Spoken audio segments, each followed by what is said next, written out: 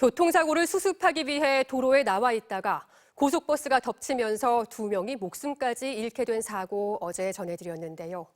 이런 2차 사고는 낫다 하면 그 피해가 훨씬 치명적일 수밖에 없습니다. 어떻게 하면 2차 사고를 막을 수 있을지 송서영 기자가 집중 취재했습니다. 그제 저녁 경기 용인시 영동고속도로. 사고 수습을 위해 차에서 내린 사람들이 중앙분리대 쪽에 서 있습니다.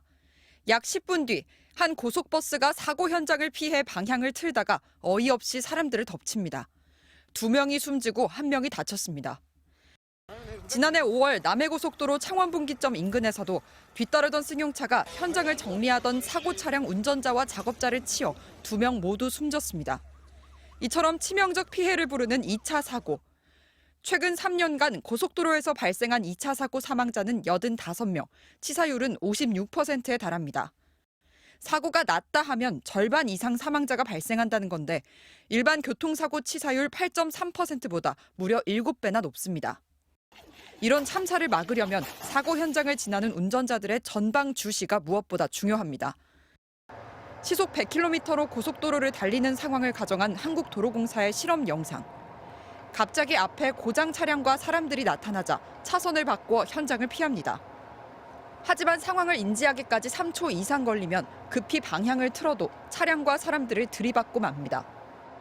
따라서 교통사고가 났을 때 차 밖으로 나와 현장에 오래 머무는 습관도 피해를 키웁니다. 고속도로에서 사고가 나면 우선 비상등을 켜고 뒷차가 쉽게 알아차릴 수 있도록 트렁크를 연 뒤 최대한 빨리 도로 밖으로 벗어나 신고해야 합니다. 그제 발생한 영동고속도로 2차 사고 역시 앞선 사고 차량 탑승자들이 현장에서 10분 넘게 이야기를 주고받다가 변을 당했습니다. 전문가들은 휴대전화 등으로 증거용 사진만 잘 찍어두면 사고 처리에 문제가 없다며 신속히 사고 차량을 길 옆으로 빼는 게 안전하다고 강조합니다.